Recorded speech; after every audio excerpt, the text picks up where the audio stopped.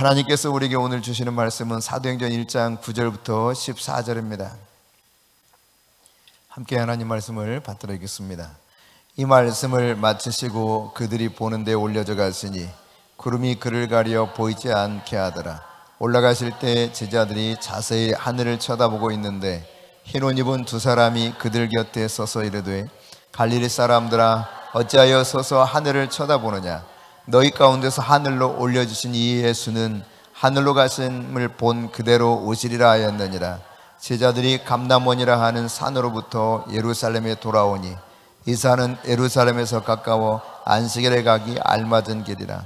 들어가 그들이 유하는 다락방으로 올라가니 베드로, 요한, 야고보, 안드레와 필립, 도마와 바돌레메, 마테와 및 알페오와 아들 야고보, 셀로신 시몬, 야고보의 아들 유다가 다 거기 있어 여자들과 예수의 어머니 마리아와 예수의 아우들과 더불어 마음을 같이하여 오로지 기도에 힘쓰더라. 아멘. 네, 예수님께서 이미 미가서나 이사야 등등을 통해서 예언되셨던 바처럼 이 땅에 구세주로 오신 바가 있죠. 그리고 그 사역을 잘 감당하시고 십자가에서 못 박혀 돌아가심으로 우리의 모든 죄를 속량하신 바가 있습니다. 그러나 그것이 확실하게 증명된 사건은 바로 부활이었죠.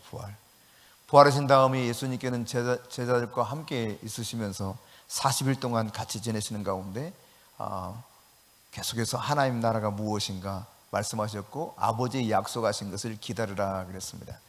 승천하시기 전 성령 강림 그 부분에 대해서 분명히 약속해 주셨죠. 몇 날에 못 되어 성령으로 세례를 받으리라 이처럼 약속하지 않았습니까? 이와 같이 예수님께서 승천하시기 전에 약속하신 성령을 너희들이 받으리라 했고 이것을 받기 위해서 어떻게 하라고 했습니까? 예루살렘을 떠나지 말고 거기서 기다리라 그랬습니다.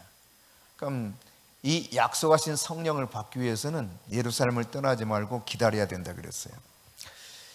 뿐만 아니라 승천하시기 직전에 하셨던 말씀이 우리가 지난주에 살펴봤던 말씀이죠. 오직 성령이 너희에게 임하시면 너희가 권능을 받고 예루살렘과 온 유다와 사마리아 땅 끝까지 이르러 내 증인이 되리라. 그러니까 주님께서 이렇게 기다리라 하셨고 그러면 성령을 보내어 주신다고 말씀하셨고 그럼 권능을 받을 것이고 내 증인이 될 것이다 이와 같이 말씀하셨는데 이제 이 말씀을 들었던 제자들 그들이 이제 9절, 10절, 11절 한번 같이 읽어봅시다. 이 말씀을 마치시고 그들이 보는데 올려져 가시니 구름이 그를 가려 보이지 않게 하더라. 올라가실 때 제자들이 자세히 하늘을 쳐다보고 있는데 흰 옷 입은 두 사람이 그들 곁에 서서 이르되 갈릴리 사람들아 어찌하여 서서 하늘을 쳐다보느냐. 너희 가운데서 하늘로 올려주신 이 예수는 하늘로 가심을 본 그대로 오시리라 하였느니라. 아멘.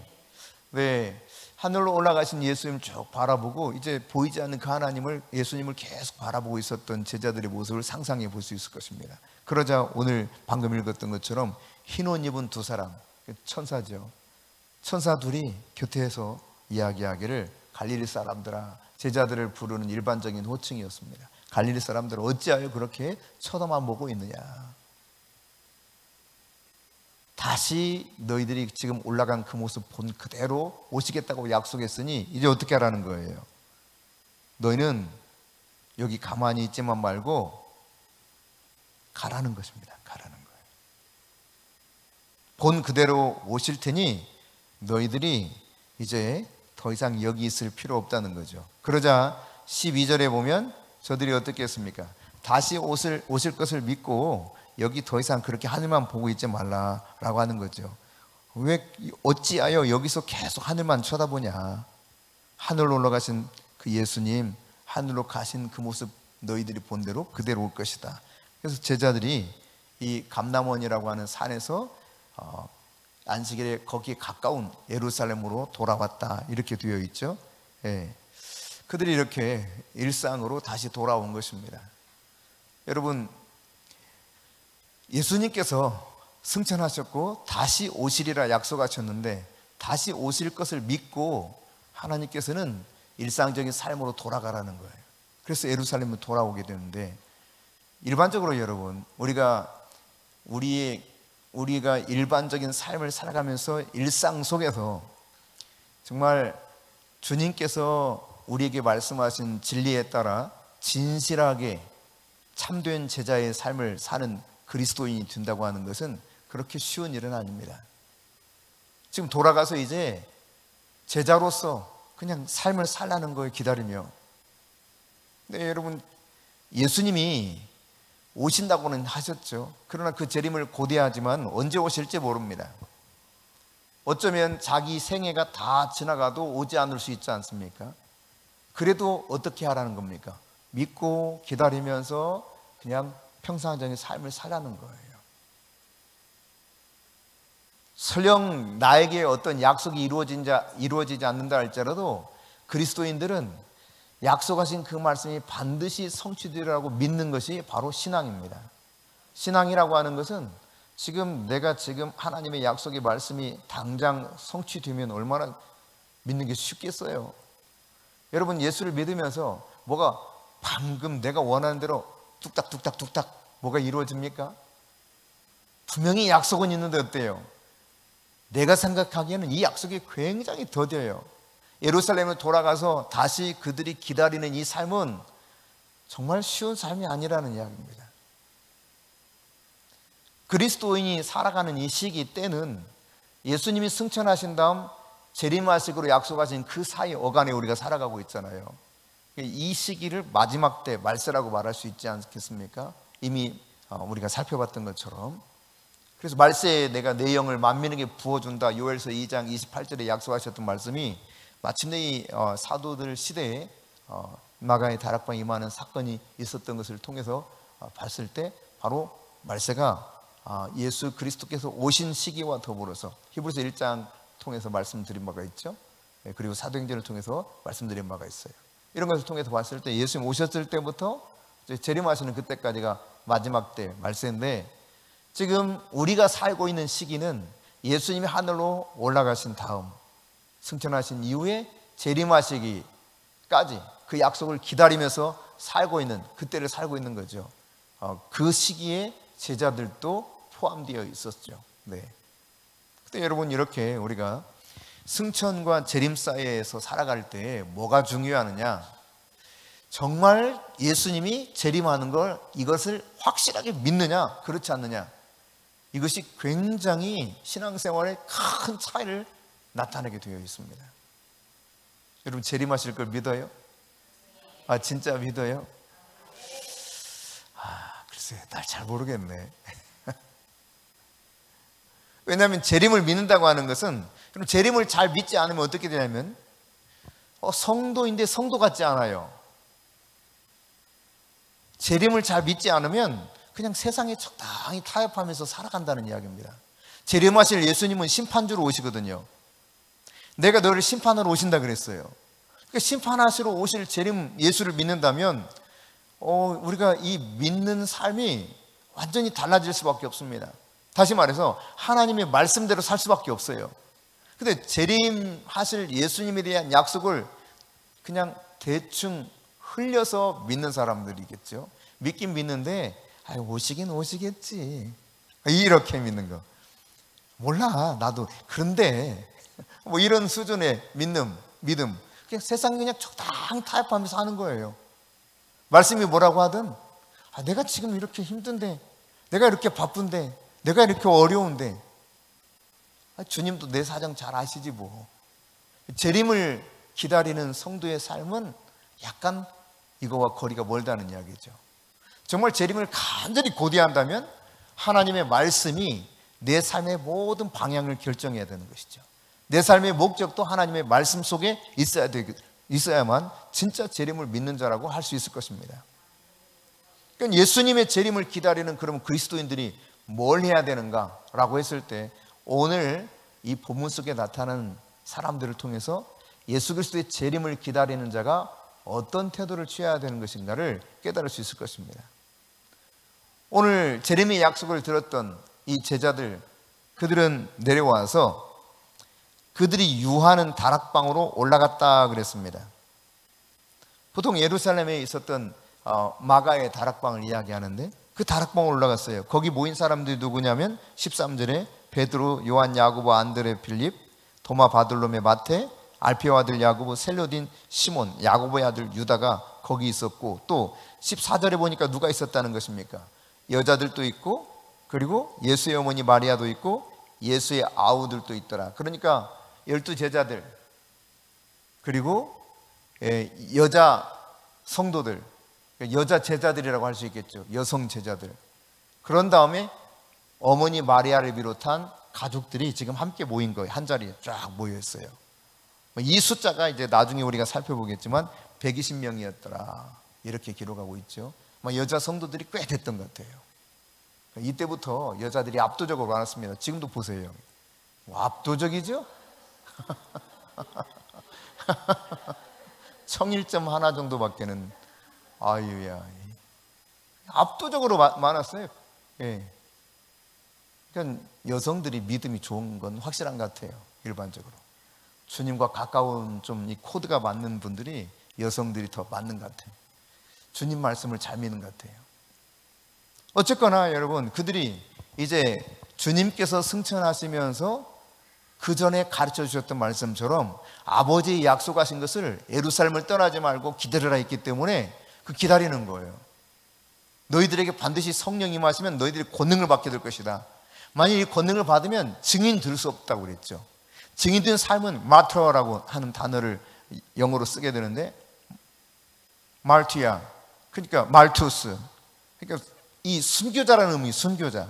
증인의 삶을 사는 것은 내가 위증을 하면 죽을 수 있고, 또 제대로 증언을 해도 핍박받으면서 죽을 수 있습니다. 그러니까 죽음을 각오하고 목숨을 걸고 증인의 삶을 사는 거예요. 그렇기 때문에 성령이 필요하다는 것이죠. 성령의 권능이 아니고서는 예수 부활의 증인이 될 수 없는 것입니다.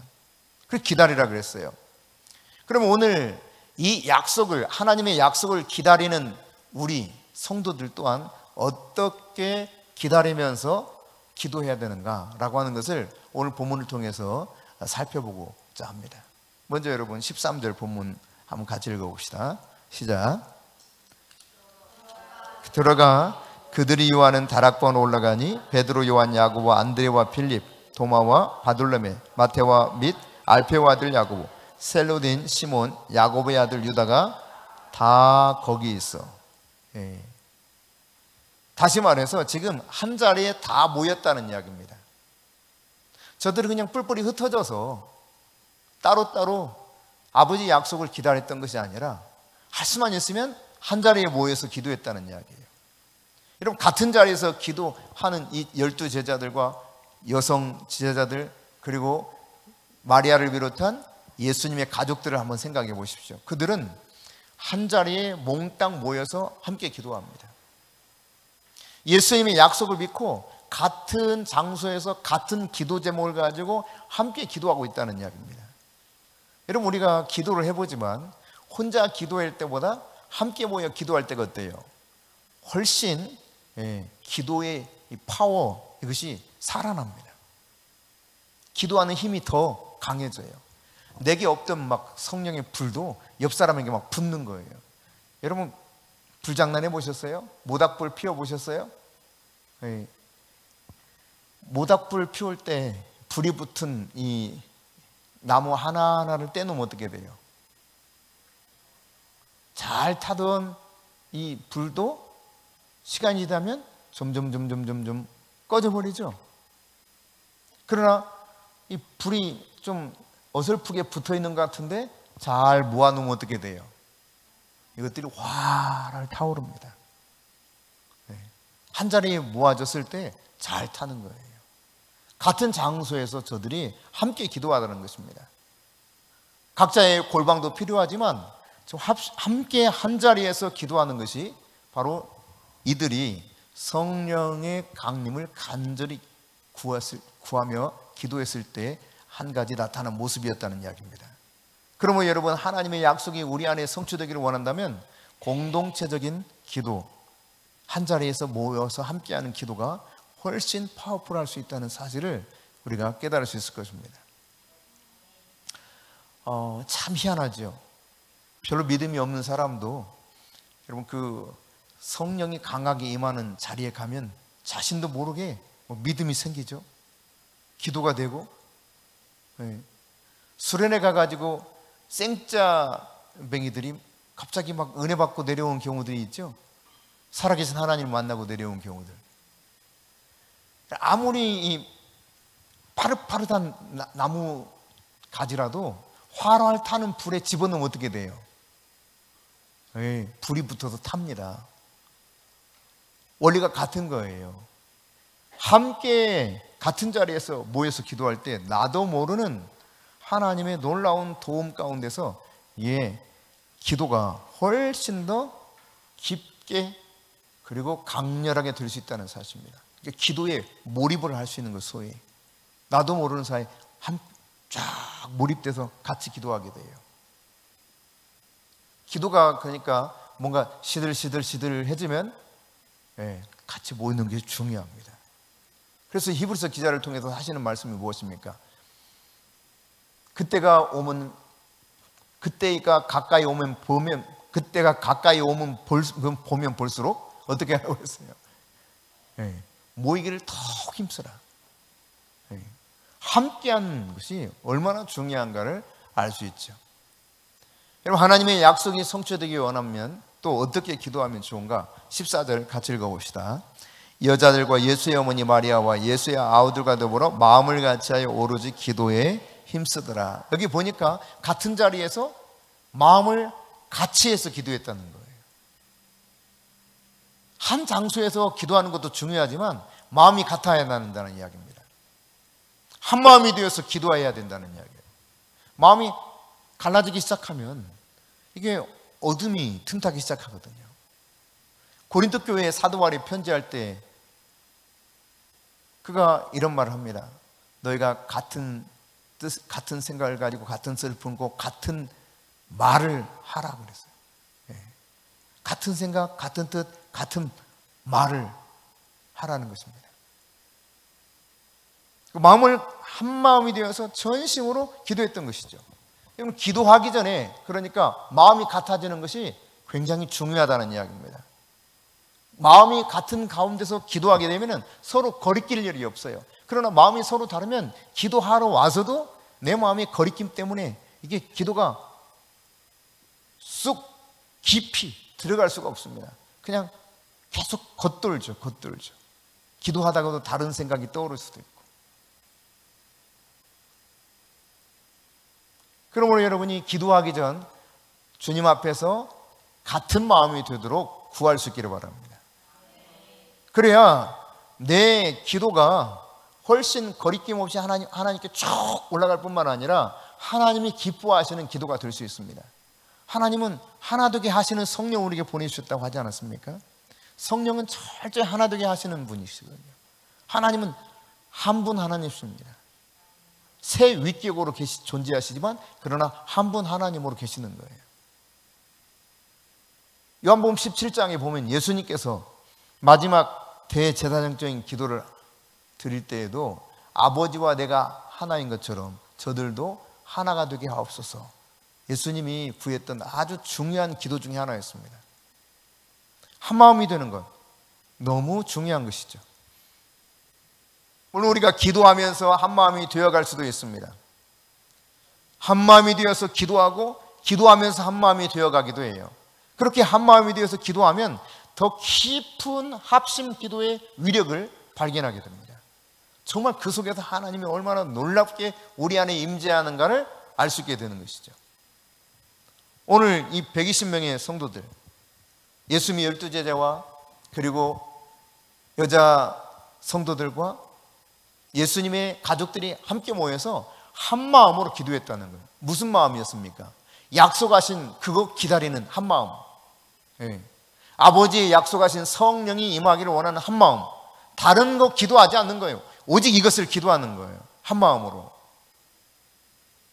여러분, 어떤 기도를 하게 될 때 이것을 위해서 기도합시다 그러면 마음이 하나 되지 못하면 이게 아니 왜 내가 그걸 굳이 기도해야 돼? 이런 생각을 하게 되면 그 기도가 정말 이 활활 타오르는 불처럼 내 기도에 불이 붙겠어요? 성령의 불이 붙겠어요?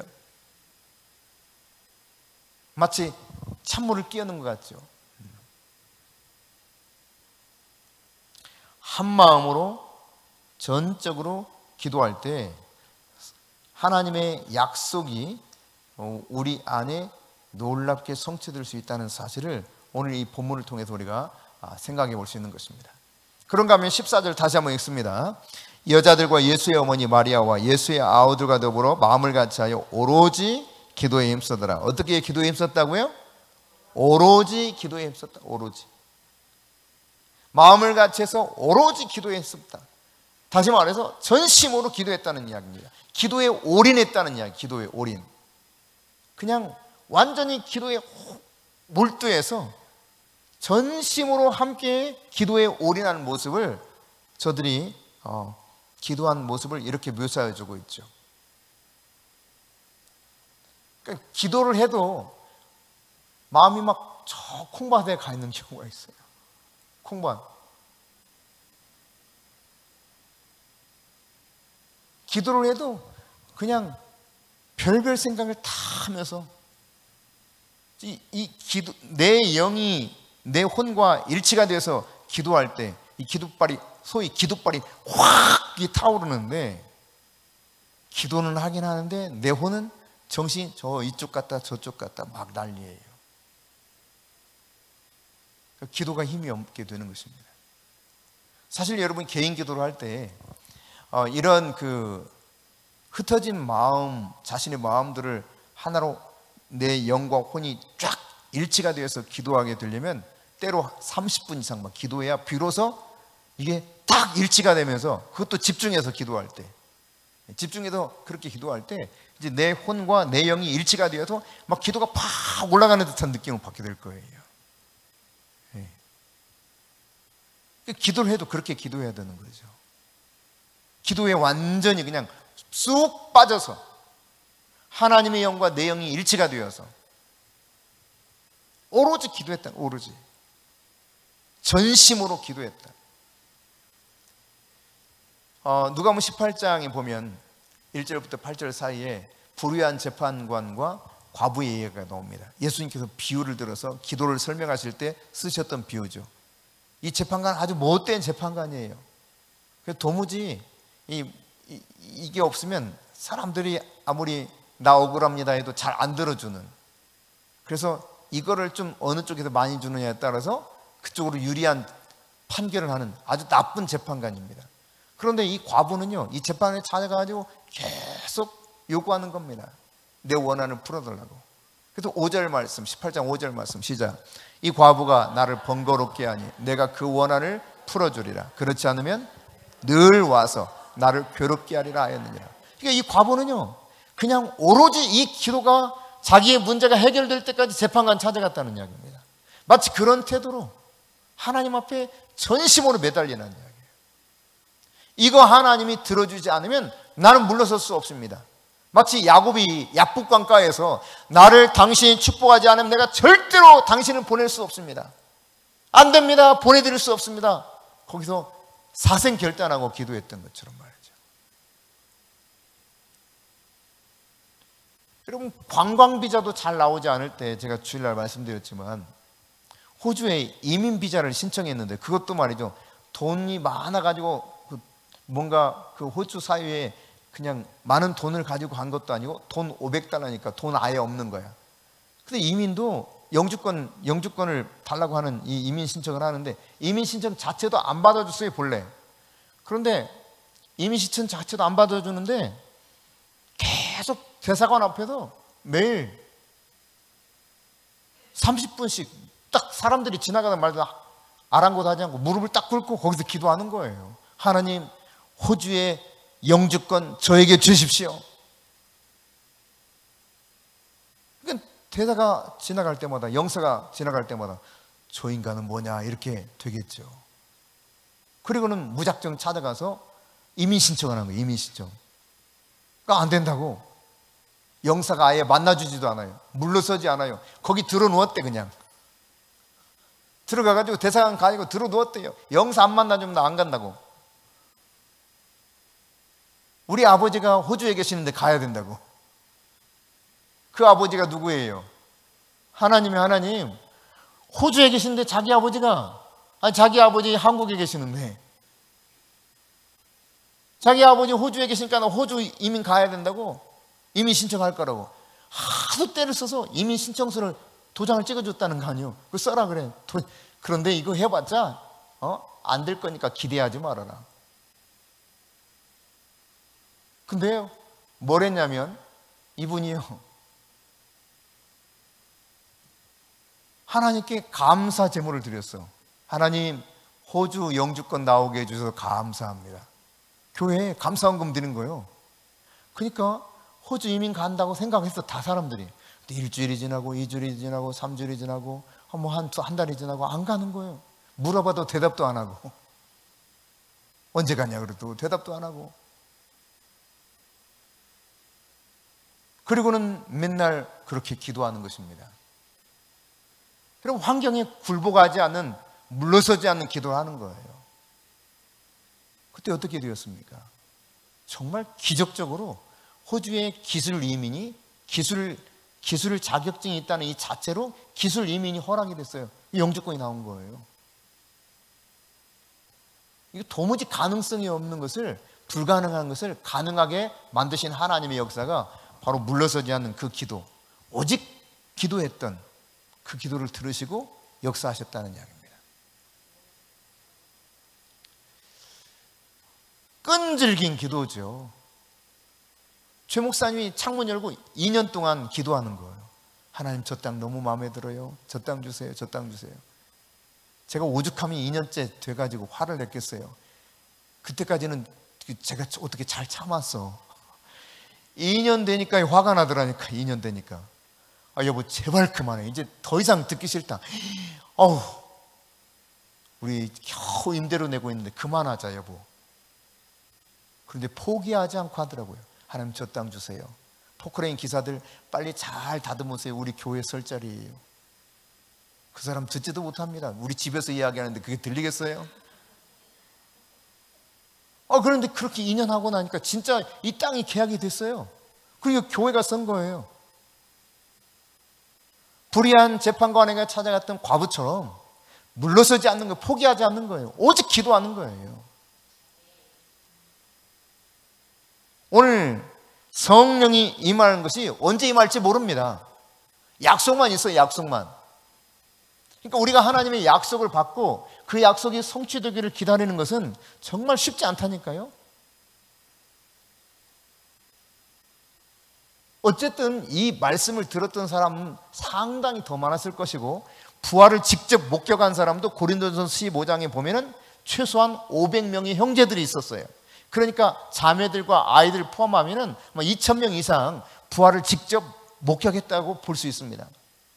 그런데 어떻게 되었습니까? 남아있는 숫자는 다 통틀어서 나중에 밝혀지지만 120여 명이었다고 그랬거든요.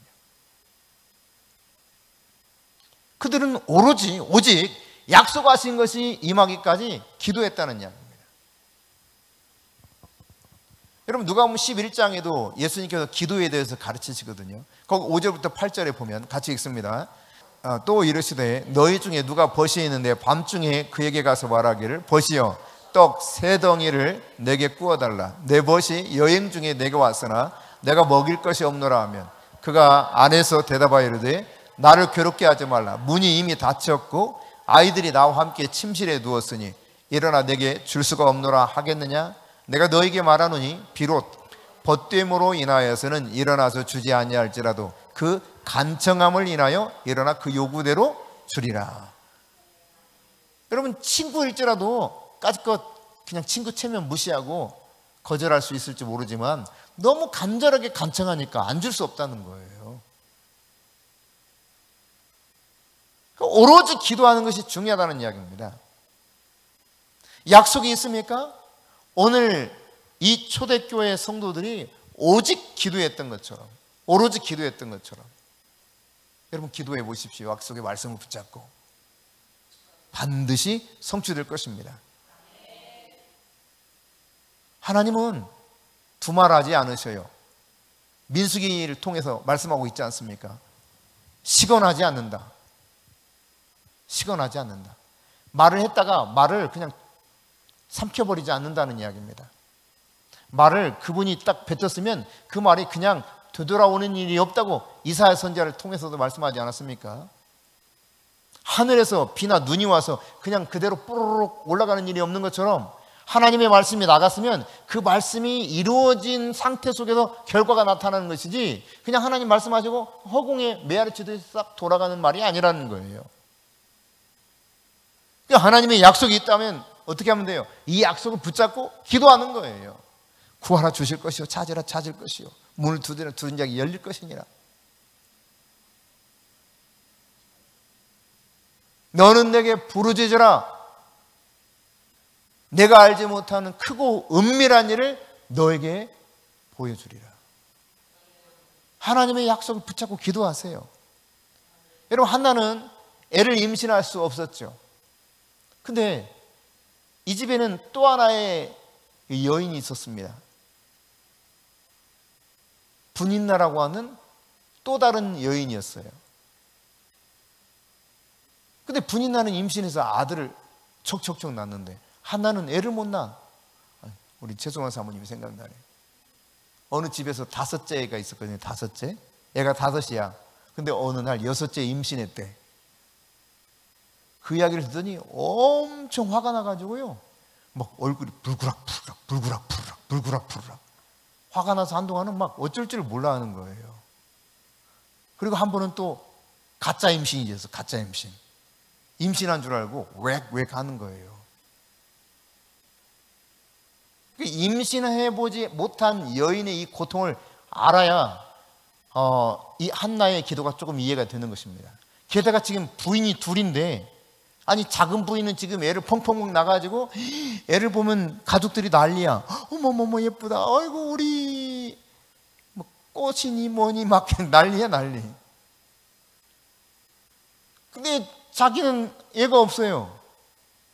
그래서 성전에 올라가서 눈물로 호소하지 않습니까? 하나님 앞에.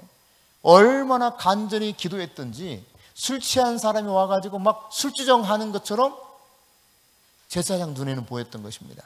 엘리 제사장이 영적인 영안이 없어서 술 취한 여자가 와가지고 대낮에 술 취해가지고 그런 줄 알았단 말이죠.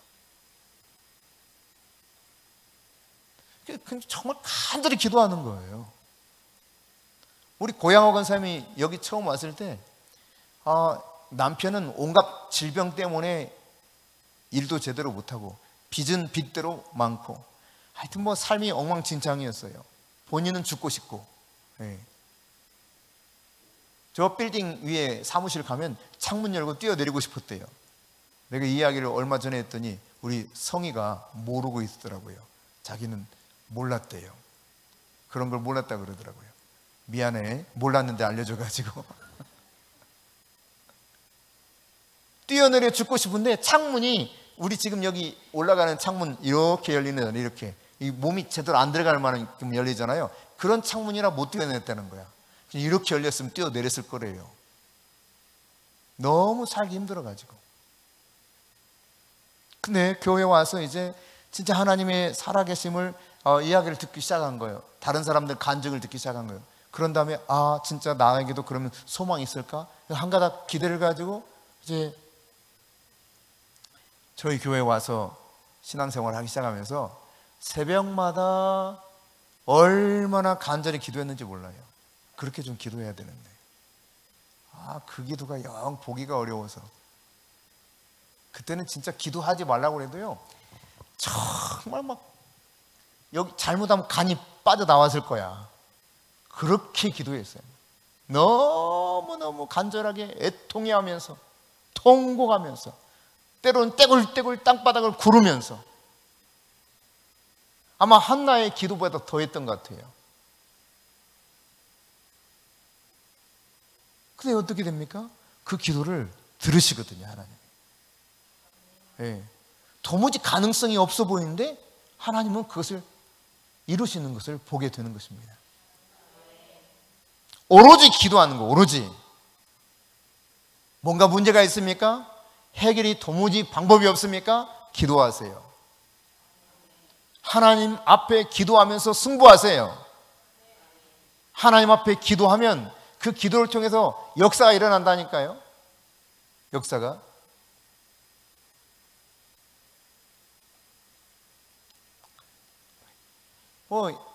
이런 기도의 이야기를 하면 한이 없겠죠. 네. 정말 간절히 오로지 기도에 힘쓰게 되었을 때 반드시 하나님께서 여러분의 기도를 들으시고 말씀하신 대로 여러분 삶에 응답해 주실 것입니다. 그럼에도 불구하고 여러분, 수많은 사람들이, 성도들이 기도에 몰입하지 못하고 올인하지 못해요. 오로지 기도에 완전히 전적으로 사로잡혀서 기도하지 못한단 말이에요. 왜 그런지 아세요? 대부분 기도하니? 네, 기도해요. 근데 간절함이 없어. 주면 주시고 안 주시면 말고 뭐 그렇지 뭐 이래도 뭐 한 세상 저래도 한 세상인데 까짓 뭐 기도해봤자 잘 안 되는 것 같고 간절함이 없어요. 우리 현숙이도 정말 한때 정말 간절하게 기도했는데 그 모습이 보고 싶네. 응? 간절함이 없어요. 기도할 때 그냥 대충 좀 이제 하나님 앞에 보고 드렸으니까 뭐 알아서 하시겠지 이런 태도를 취하는 거예요. 기도에 전적으로 올인하지 못하는 이유, 하나님의 약속을 믿고 전적으로 기도하지 못하는 이유, 그냥 주면 주고 안 주면 말고 이런 거예요.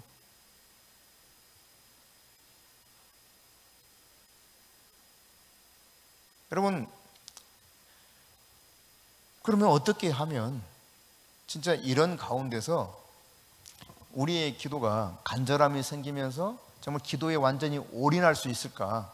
그 올인하지 못하게 하는 어떤 요소는 뭘까? 사실 한 가지 이유 중에 하나는 하나님 아버지와 나와의 관계가 제대로 이렇게 뭐라고 할까요? 자기와 하나님과 관계가 어떤 관계인지를 잘 모르는 거죠. 그러니까 불분명해. 하나님이 진짜 내 아버지라고 하는 사실을 잘 못 믿어요. 아버지가 나에게 진짜 주실까? 진짜 좋으신 아버지라는데, 선하신 아버지라는데, 인자와 긍휼이 풍성하신 아버지라고 하는데, 귀를 기울이시고 세미한 음성까지 들으시는 아버지라는데, 내 심령까지 다 통달하시는 하나님 아버지라는데, 이 하나님 아버지에 대한 믿음이 없는 거예요. 그 하나님과 관계가 뭔가 제대로 서 있지를 못해요. 불분명해요. 아저씨인지 아버지인지가 잘 분간이 안 된단 말이죠. 그러니까 이게 아버지에게 이야기한다면 확실히 들어줄 거 믿고 내가 당당하게 간절하게 부르짖으면서 이야기하지 않겠습니까? 아빠 도와주세요 하지 않겠어요? 내가 해결할 수 없는 문제에 부딪혔는데 아빠 엄마 부르면 어때요? 금방 달려가잖아요. 제가 교육전사 시절인데 그때 한 그 교회가 한 200명 정도 모였을 거예요. 근데 이제 거기 선교원도 한쪽에 했거든요. 한쪽은 선교원, 한쪽은 본당 뭐 이렇게 분리되어 있었어요. 그 사이가 마당이 있어서 마당. 그러니까 집 한 채를 사가지고 집을 약간 그 내부만 수리해서 선교원으로 썼어요. 그리고 이쪽 건물을 이렇게 그 뭡니까 우리처럼 지는 걸 뭐라고 그래? 조립식으로 이렇게 건물이 있었어. 교회 건물이.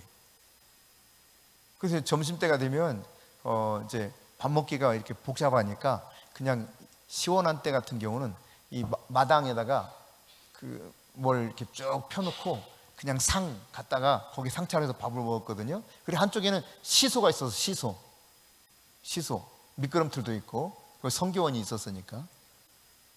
근데 어느 날 이제 주일날 점심을 먹는데 얘가 시소를 타다가 쿵 떨어졌어. 한 애가 쿵 소리가 나. 누가 떨어졌다. 다 쳐다봤죠. 막 얘가 쿵 떨어지면서 우는 소리가 딱 들리잖아. 아 하면서 운단 말이야. 근데 이 소리를 듣자마자 다른 사람들도 이렇게 쳐다보는데 그냥 쳐다보기만 해. 근데 반사적으로 벌떡 일어나는 사람이 있었어요. 누굴까요? 엄마예요, 엄마. 아빠도 아니고 엄마. 엄마가 벌떡 일어나. 뭐 우정희 집사인가 그런데 무슨 집사네. 벌떡 일어나더니 자기 그냥 소리만 듣고 뒤에 이렇게 앉아 있었거든. 그냥 안 보여. 다른 사람은 지금 봤는데 안 가는 거고, 어머 이러고 있는데 뒤에 안 보이는데도 벌떡 일어나서 바로 가. 왜 그래요? 자기 애 소리를 알기 때문에. 아, 우리 애가 지금 이렇구나 라고 아는 거예요.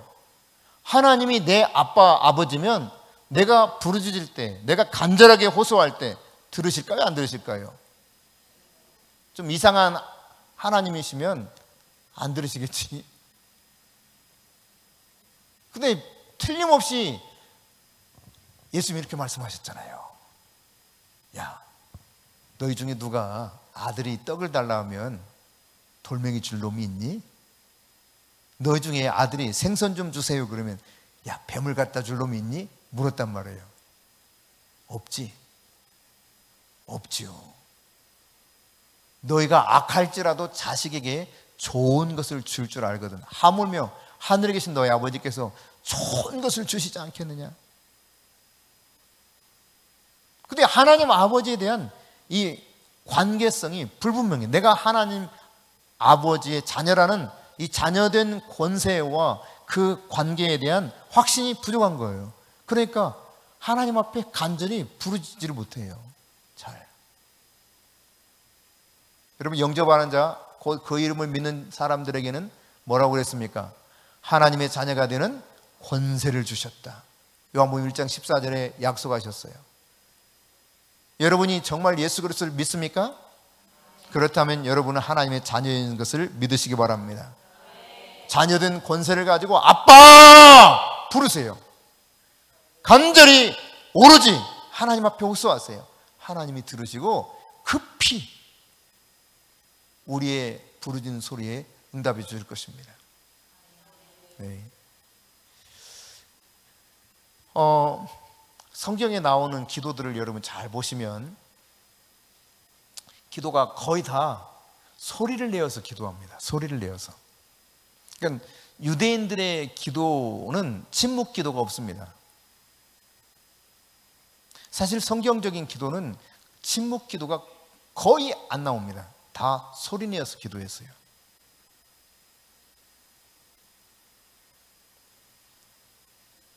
요즘 이제 흔히 관상기도, 침묵기도 이런 거를 좀 강조하시는 부류의 분들이 계시는데 사실은 성경적인 것과 좀 거리가 있습니다. 어쨌든 우리가 하나님께 호소할 때, 여러분 부모님께 호소할 때 가만히 아무 말도 안 하고 속으로만 침묵하면서 시위하듯이 여러분의 요구를 내 이 뭐라고 그래, 관심법을 통해서 내 마음을 아시고 나에게 내가 원하는 것을 그때그때마다 해결을 안 해주면 당신은 내 엄마 아니야, 내 아빠 아니야, 이러신 분이 있어요?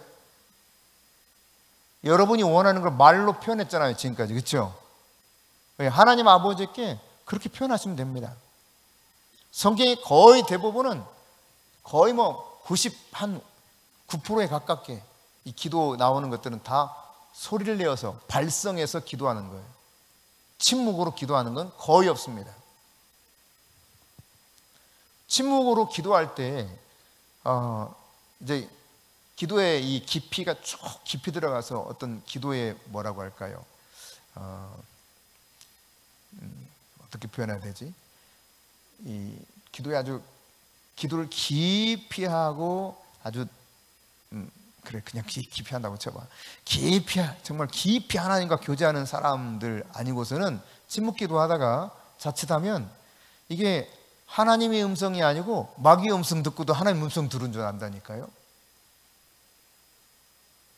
분별을 못해요. 분별을. 자기 소리인지 마귀 소리인지 하나님 소리인지 분별을 못해요. 거의. 그래서 여러분이 소리를 내어서 기도하는 것을 권장해 드립니다. 네. 기왕이면 큰 소리를 내서 기도하실 수 있기를 바랍니다. 어떤 분들은 아니 하나님이 귀가 먹으셨나? 왜 그렇게 큰 소리 질러 그러는데 소리 질러서 기도하라고 그랬는데 소리 지르면 되죠. 물론 잠잠히 기도할 수도 있습니다. 때로 잠잠히 기도하기도 하죠. 그럼 우리가 소리를 크게 내어서 전심으로 함께 기도할 때 이게 빠르게 하나님과 내가 내 영이 하나님의 영과 내 영이 함께 빨리 하나 되어서 우리의 기도가 쭉 깊이 있게 빨리 들어가는 것을 느끼게 될 것입니다. 마음이 훨씬 빨리 열린다는 이야기예요. 깊이 하나님과 대화할 수 있는 그 속에 쭉 들어갈 수 있게 돼요. 찬양을 통해서 내 마음을 열고 그리고 기도하면서 하는데, 여러분 유대인들 기도하는 모습을 여러분 보셨는지 모르겠지만 유대인들은 몸을 흔들면서 기도하죠. 네. 주로 이렇게 전후로 흔듭니다. 앞으로 뒤로. 네. 그래서 어떤 분은 우스갯소리로 예, 아멘, 예, 무조건 하나님 말씀에 아멘, 아멘 하면서 성경 읽고 기도한다고 그렇게 표현하기도 하는데, 아니에요 하지 말고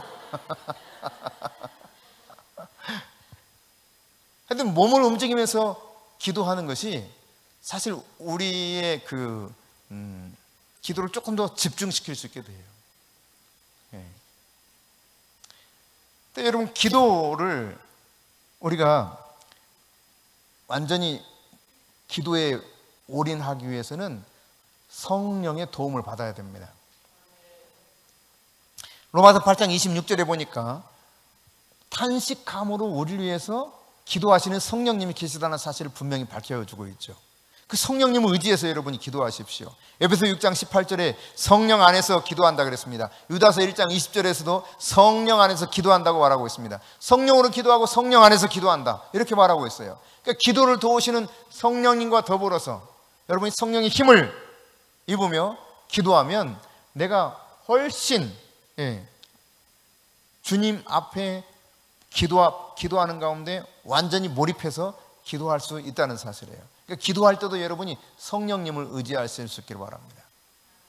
오늘 120여 명의 사람들이, 이제 다음 주에 우리가 살펴보겠지만 120여 명의 사람들이 같은 장소에서 한 마음을 가지고 오로지 기도하기에 힘썼더라.